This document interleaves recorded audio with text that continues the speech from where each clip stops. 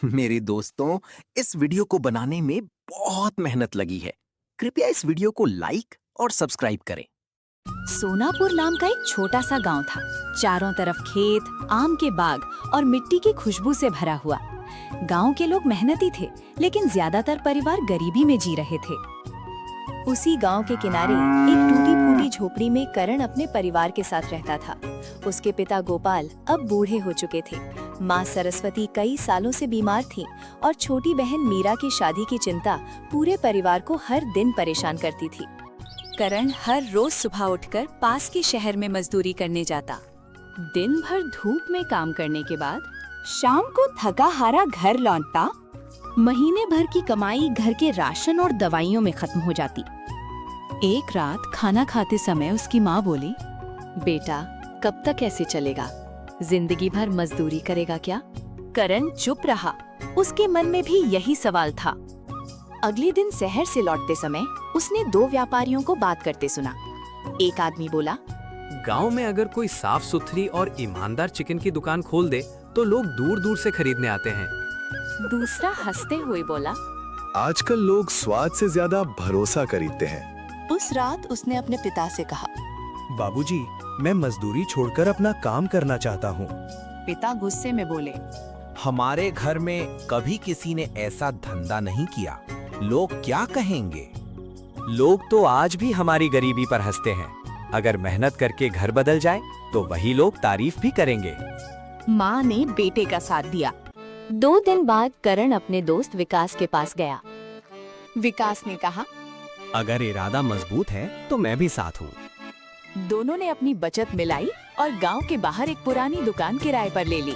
उन्होंने साफ सफाई करवाई, दीवारों पर रंग लगवाया, नया काउंटर बनवाया और ऊपर एक बोर्ड लगा दिया, करण फ्रेश चिकन सेंटर, साफ सफाई और भरोसे की पहचान। दुकान खुलने की खबर पूरे गांव में फैल गई। कोई हंस रहा था, कोई कह रहा था, 2 हफ्ते में दुकान बंद हो जाएगी। लेकिन करण मुस्कुराता रहा।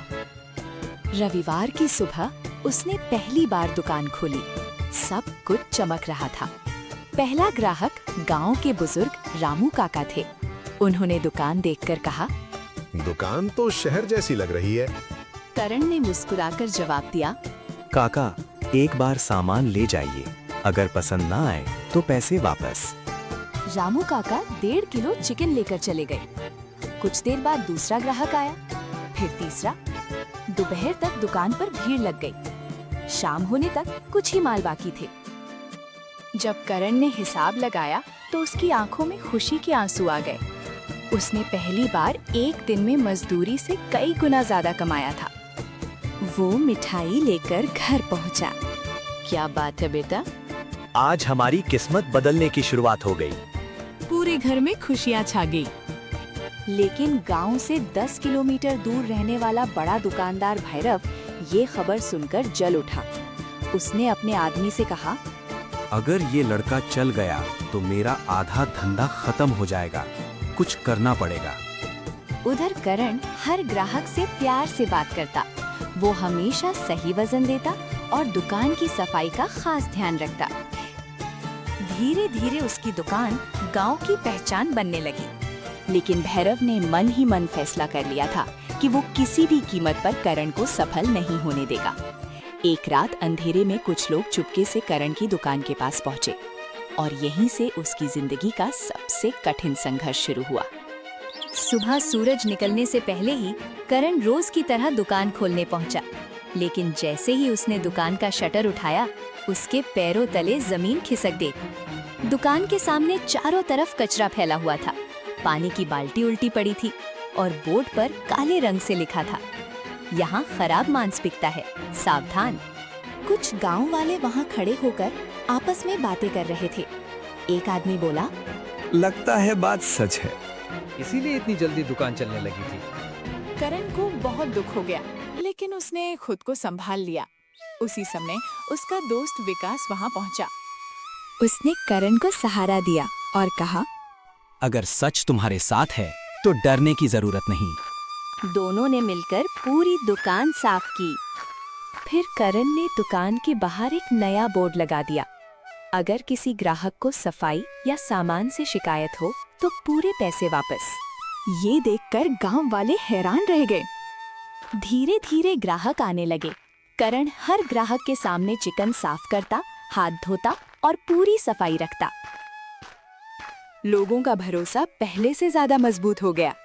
शाम तक थोड़ा ही माल बच गया। उधर भैरव अपनी दुकान पर बैठा गुस्से से तिलमिला रहा था।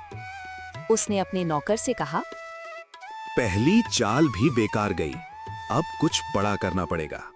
अगले रविवार गांव में बहुत भीड़ थी। करण की दुकान पर लंबी लाइन लगी हुई थी। इसी बीच एक अनजान आदमी ग्राहक बनकर आया। उसने 2 किलो चिकन खरीदा और जानबूझकर गांव में अफवाह फैला दी कि करण कम वजन देता है। कुछ लोग शक में पड़ गए। तभी गांव के बुजुर्ग रामू काका वहां पहुंचे। करण भी वहां तराजू लेकर पहुंचा। करण ने फिर सबके सामने चिकन तौला। वजन बिल्कुल सही निकला। अब सबकी नजर उस अनजान आदमी पर गई। वो घबराने लगा। गांव वालों ने उसे पकड़ लिया। कड़ाई से पूछने पर उसने सच बता दिया। मुझे भैरव ने भेजा था। पूरा गांव गुस्से से भर गया, लेकिन करण ने सबको शांत किया। वो बोला, झगड़े से कुछ नहीं मिलेगा, मेरा जवाब मेरी मेहनत होगी। गांव वाले करण की बात सुनकर और भी प्रभावित हुए। अब उसकी दुकान पर पहले से ज्यादा भीड़ आने लगी। हर रविवार दुकान के बाहर लाइन लगने लगी। करण ने कमाई का एक हिस्सा बचाना शुरू किया। उसने सबसे पहले माँ का इलाज करवाया, फिर घर की टूटी छत की मरम्मत करवाई।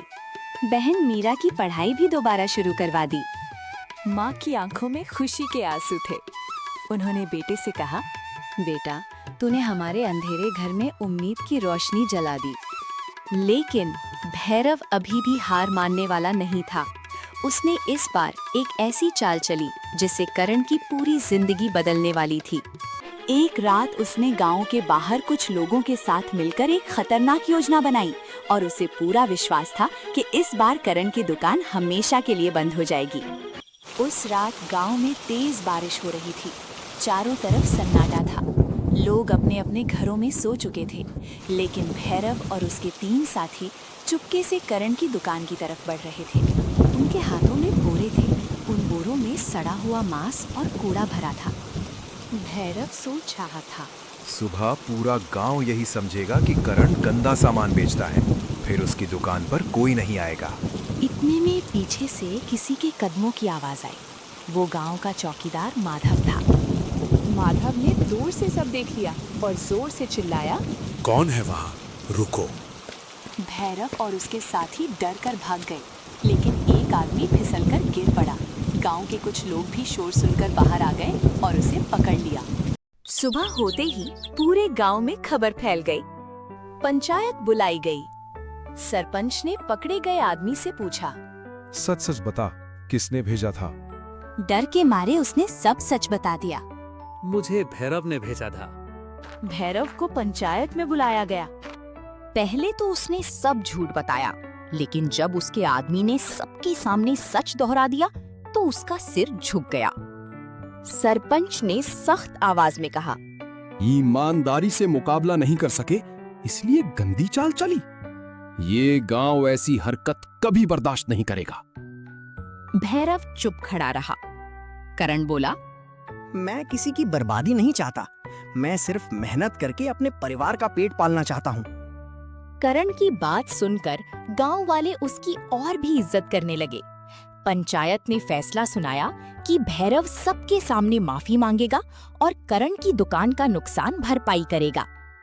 भैरव ने मजबूरी में माफी मांग ली। कुछ ही दिनों बाद करण ने अपनी दुकान और बड़ी कर दी।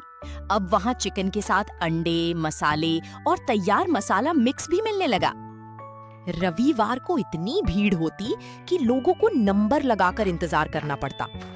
करण किसी भी ग्राहक को बिना मुस्कान के वापस नहीं जाने देता था। इधर उसकी माँ की तबीयत भी सुधरने लगी। बहन मीरा ने पढ़ाई में अच्छे अंक लाए। पिता गोपाल, जो कभी इस काम के खिलाफ थे, अब गर्व से लोगों से कहते, मेरा बेटा मेहनत की कमाई खाता है। भैरव भी ईमानदारी से काम करने लगा। देखा दोस्तों, ईमानदारी, मेहनत, धैर्य और अच्छा व्यवहार इंसान को वहां तक पहुंचा देते हैं जहां तक किस्मत भी अकेले नहीं पहुंचा सकती। जो दूसरों को गिराने की बजाय खुद आगे बढ़ने पर ध्यान देता है, वही असली विजेता बनता है।